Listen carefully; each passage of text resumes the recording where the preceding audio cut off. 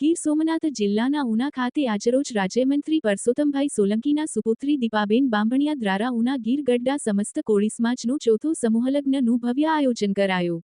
મોરના ઈંડા ચીતરવા ન પડે તે કહેવત આજે સાચી પડતી નજરે જોવા મળી છે. રાજ્યમંત્રી પરસોત્તમભાઈ સોલંકી દ્વારા સમૂહલગ્નની કોળી સમાજમાં શરૂઆત કરાઈ હતી તે જ આજે તેમના સુપુત્રી દીપાબેન બાંભણિયા જેઓ ઉના સાસરે છે તેઓએ જાળવી રાખી છે. સતત ચોથા વર્ષે સમૂહલગ્નનું ભવ્ય આયોજન કરવામાં આવ્યું છે. ઉના ગીરગઢડા તાલુકાના 13 નવદંપતીઓએ આજે પ્રભુતામાં પગલાં માંડ્યા. ઉના ગીરગઢડા સમસ્ત કોળી સમાજ આયોજિત ચોથા સમૂહલગ્નમાં લોકો ઘરે પણ ન કરી શકે તેવા સમૂહલગ્નનું આયોજન મહિલા સંચાલિત એટલે કે દીપાબેન બાંભણિયા દ્વારા કરવામાં આવ્યું છે, જે ગીર સોમનાથ જિલ્લામાં પ્રથમ છે. ઘર વપરાશની તમામ ચીજ વસ્તુઓ કન્યાઓને કરિયાવરમાં આપવામાં આવી છે. તેમજ રાજ્યમંત્રી પરસોત્તમભાઈ સોલંકી, રાજુલાના ધારાસભ્ય હીરાભાઈ સોલંકી, સોમનાથના ધારાસભ્ય વિમલ ચુડાસમા સહિતની હાજરી આ સમૂહ લગ્નોત્સવમાં જોવા મળી. હેતલ પ્રજાપતિ, ન્યૂઝ 14 ગીર સોમનાથ.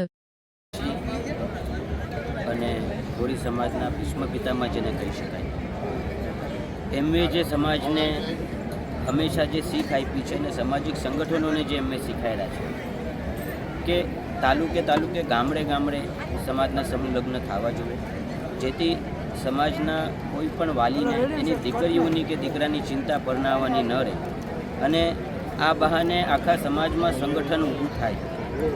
જે એમની એક શીખ અને એમની જે આ દૂરદર્શિતા હતી, 1996માં પહેલીવાર રામપર મુકામે પુરુષોત્તમભાઈના અધ્યક્ષસ્થાને સમૂહ લગ્ન કરેલા અને એના પછી અહીંયા ઉનામાં પણ સૌ પ્રથમ પહેલાં 1996માં કે 97માં અહીંયા કરેલા. એ જે એક બીજ એમણે વાવ્યું હતું અને આજે આ એક વડ વૃક્ષ તરીકે ઉગ્યું છે.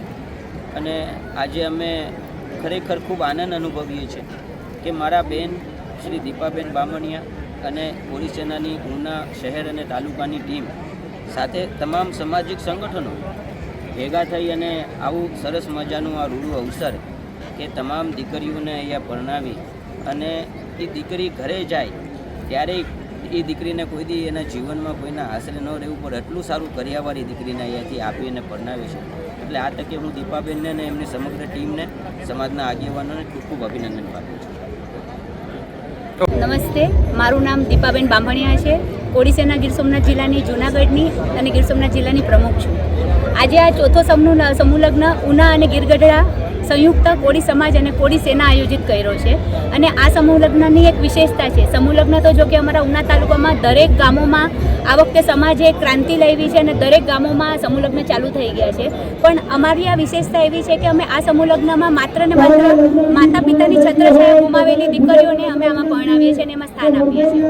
અને આપ જોઈ શકો છો તેમ સમાજના તમામ આગેવાનો, મારા બાપુજી, ગુજરાત રાજ્ય સરકારના મત્સ્યોદ્યોગ મંત્રી પુરુષોત્તમભાઈ સોલંકી, મારા કાકાશ્રી રાજુલા ધારાસભ્ય હીરાભાઈ સોલંકી, મારા ભાઈ દિવેશભાઈ સોલંકી અને નાની અનામી તમામ સમાજના, તમામ ઇતર સમાજના અને 18 વર્ણના લોકો અહીં આગેવાન તરીકે દીકરીઓના આશીર્વાદ દેવા ઉપસ્થિત થયા છે.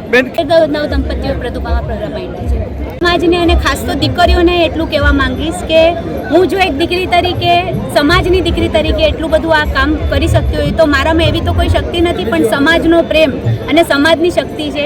હું પણ આ બધી દીકરીઓને આહવાન કરું છું કે સમાજમાં તમે ભણો, માતા પિતાનું નામ રોશન કરો, સાસુ સસરાનું નામ રોશન કરો અને સમાજમાં હર હંમેશ આવી રીતે આગળ આવી અને સમાજની દીકરીઓ અને તમામ દીકરીઓ બહેનો આ કાર્ય કરે આવા એવી આ તકે હરેક દીકરીઓને બહેનોને મારી અરજ છે.